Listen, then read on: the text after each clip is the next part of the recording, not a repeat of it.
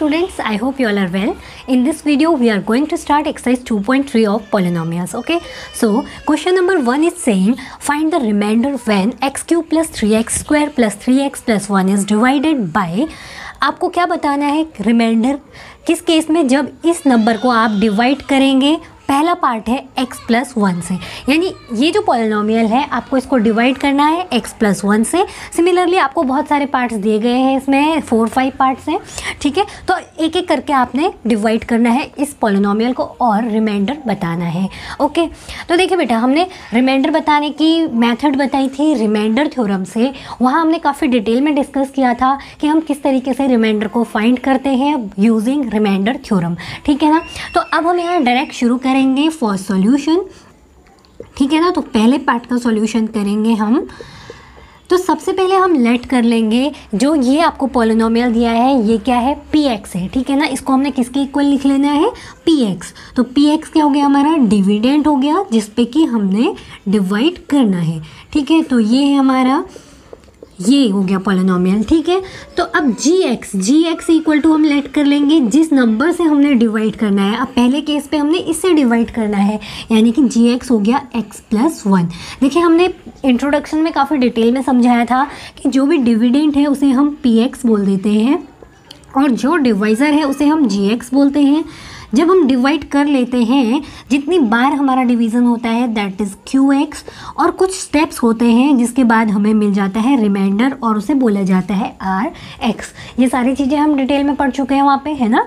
तो अब ज़्यादा क्लैरिफिकेशन यहाँ पर नहीं करेंगे. अब सीधा हम आते हैं रिमाइंडर थ्योरम को हम इस पर यूज़ कैसे करते हैं. देखिए, क्लियरली बोला गया है कि रिमाइंडर निकालिए when this is divided by this, यानी कि जब ये डिवाइड होगा इस नंबर से तो क्या रिमाइंडर आपको फाइंड होगा. ठीक है, तो देखिए हमने px बोल दिया ये और gx है ये वाला. ठीक है ना, तो यहाँ पे हमने देखना है कि जब हम x प्लस 1 से इसको डिवाइड करेंगे तो रिमाइंडर क्या मिलेगा. तो हमने क्लियरली बताया था कि जब भी ऐसा कंडीशन होता है, रिमाइंडर निकालना होता है, तो हम जो डिवाइज़र है डिवाइज़र को 0 के इक्वल लेट कर लेते हैं. और 0 के इक्वल लेट करने का मतलब क्या है, हमें चाहिए 0 ऑफ डिवाइज़र. ठीक है, तो 0 ऑफ gx कैसे निकाला जाएगा बेटा, 0 ऑफ gx. इसके लिए हम gx इक्वल टू क्या कर लेंगे, 0 लेट कर लेंगे. gx की वैल्यू कितनी है, x प्लस 1, तो ये हो गया 0 के इक्वल. तो x इक्वल टू यहाँ से हमें मिल गया -1. ठीक हो गया, तो x की जो वैल्यू हमें मिली है this is 0 of this polynomial, यानी जो हमारा डिवाइज़र है, डिवाइज़र वाले पॉलिनोमियल का 0 है ये. तो यहाँ से जो x की वैल्यू मिलती है उसे हम पुट कर देते हैं डिविडेंड में, है ना. ये चीज़ें सीखी थी हमने.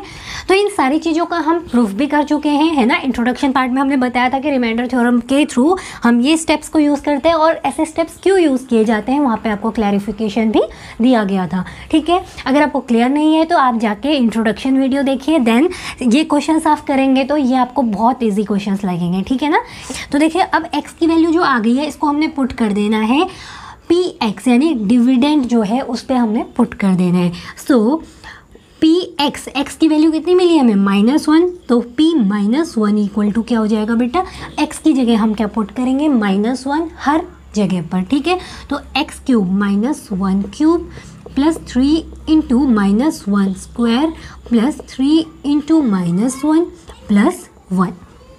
ठीक हो गया. अब इसको सॉल्व करेंगे तो जो p -1 है यही क्या है, रिमाइंडर है. p -1 की जो वैल्यू आएगी वही हमारा रिमाइंडर होता है. ठीक है ना, तो ये आपको कोरिलेशन हो पा रहा है, तो इसका मतलब आपको रिमाइंडर थ्योरम क्लियर हो चुकी है. ठीक है ना, अब देखिए -1 cube is -1 square is 1 and 3 plus into 1 is 3 into 1 is 3. ठीक है, तो 3 plus into minus is minus, तो ये हो जाएगा -3 प्लस 1. अब यहाँ पे देखिए -1 से +1 कैंसिल और 3 से -3 कैंसिल आउट हो गया. इसका मतलब p -1 की वैल्यू हमें मिल गई 0. इसका मतलब जो पहला वाला पार्ट है हमारा उसके लिए रिमाइंडर कितना है, 0. ठीक है ना, तो आप बता देंगे कि फॉर दिस केस, ठीक है, when x cube plus 3x square plus 3x plus 1 is divided by x plus 1, we got 0 as remainder. ठीक हो गया ना। तो this is the first part for the first question. अब हम चेक करेंगे for the second part. Okay, तो second part में देखिए आपको डिवाइजर तो जो है x माइनस 1/2 गिवन है और डिविडेंड सेम है, यानी कि इस केस में px क्या है, px तो जो पहले वाले केस में था x cube plus 3x square plus 3x plus 1 same वही गिवन है, पर gx यानी कि जो डिवाइजर है वो केस गिवन है हमें x माइनस 1/2। अब सिमिलरली ये स्टेप्स हम यूज़ करेंगे। हम सबसे पहला काम करेंगे, डिवाइजर को 0 के इक्वल लेट कर लेंगे या फिर बोल देंगे 0 ऑफ gx। 0 ऑफ gx निकालना है अगर हमने तो क्या कर लेंगे बेटा, gx इक्वल टू 0 लेट करेंगे। gx की वैल्यू है x माइनस 1/2, तो ये 0 के इक्वल हो गया, तो यहाँ से x इक्वल टू हमें मिलेगा 1/2। अब जो ये x की वैल्यू आई इसे हमने पुट कर देना है डिविडेंट में यानी px में। नाउ p 1/2 इक्वल टू क्या हो जाएगा, तो यहाँ से देखिए 1/2 होल क्यूब प्लस 3 इंटू 1/2 का whole square plus 3 into 1/2 plus 1। ठीक है ना, क्लियर हो रहा है।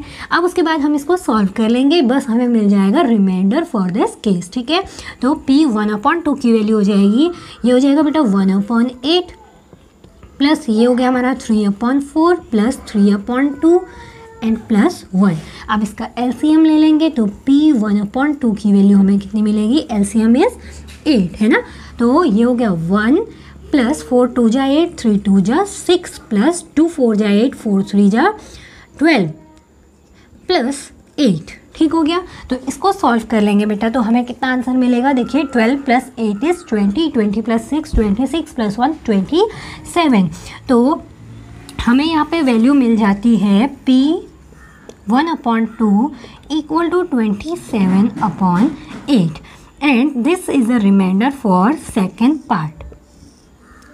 ठीक है ना, होपफुली आपको ये दोनों पार्ट्स समझ आ गए हैं, है ना। सिमिलरली हमें बाकी के पार्ट्स भी करने हैं। ठीक है, so let's proceed to the next part. तो बेटा अब हमारा थर्ड पार्ट है जिसपे कि हमारा डिवाइजर है x, अगेन जो डिविडेंड है वो सेम है। ठीक है ना, तो सबसे पहले हमारा काम है, हमने ले लेना है px equal to x cube plus 3x square plus 3x plus 1 और gx क्या है इस केस में, gx यानी डिवाइजर है x। तो पहला काम क्या है हमारा, डिवाइजर को हम 0 के इक्वल लेट करेंगे जिससे हमें 0 ऑफ डिवाइजर मिल जाएगा। ठीक है, तो 0 of divisor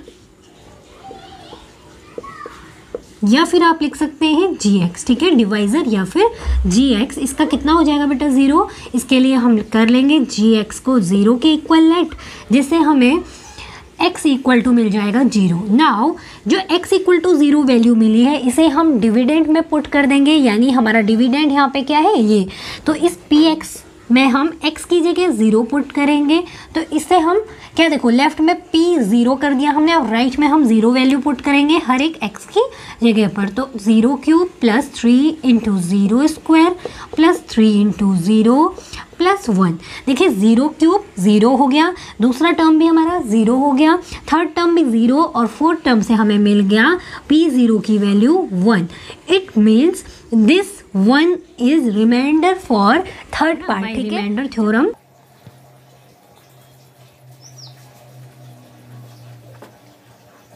we got 1 as reminder.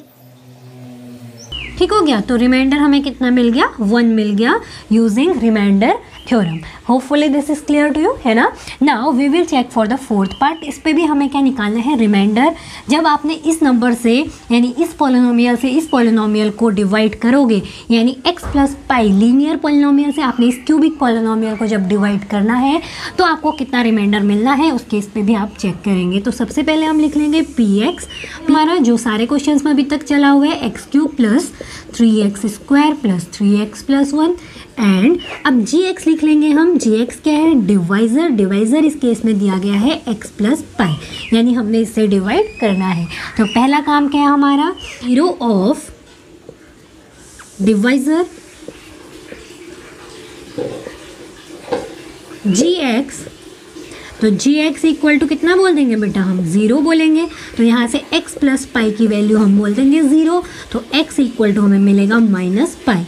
And अब इस x की वैल्यू को हम कहाँ पुट करेंगे, डिविडेंड में, और डिविडेंड कितना है हमारा px, तो p x की जगह हमने रखना है माइनस पाई, तो हमने यहाँ p माइनस पाई रख लिया। अब राइट में रखेंगे x की जगह माइनस पाई, ठीक है, तो इसका क्यूब हो गया plus 3 minus pi whole square plus 3 minus pi plus 1, ठीक है। तो ये वैल्यू पुट करने के बाद हमें ये इक्वेशन मिल गई।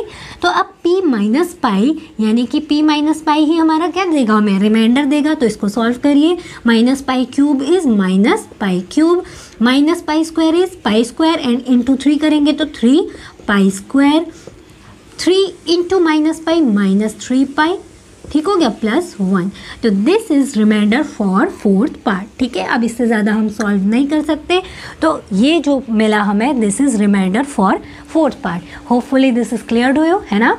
Now we will proceed to the next question. तो बेटा हमारा लास्ट पार्ट है 5th वन, जिसमें आपको डिवाइजर दिया गया है 5 + 2x, ठीक है। तो अगेन हम सबसे पहले ले लेते हैं डिविडेंड px इक्वल टू कितना गिवन है, x³ plus 3x square plus 3x plus 1, ठीक है। And divisor gx equal to हमें गिवन है 5 + 2x, ठीक है। तो ये हमने आइडेंटिफाई कर लेना है कि कौन सा डिवाइजर है, कौन सा डिविडेंट है, ठीक है ना। उसके बाद हमने डिवाइजर को 0 के इक्वल ले लेना है, क्योंकि हमें चाहिए 0 ऑफ डिवाइजर, ठीक है। तो 0 ऑफ डिवाइजर यानी gx इक्वल टू हम 0 बोल देंगे। इससे हमें 5 + 2x की वैल्यू कितनी मिल गई, 0।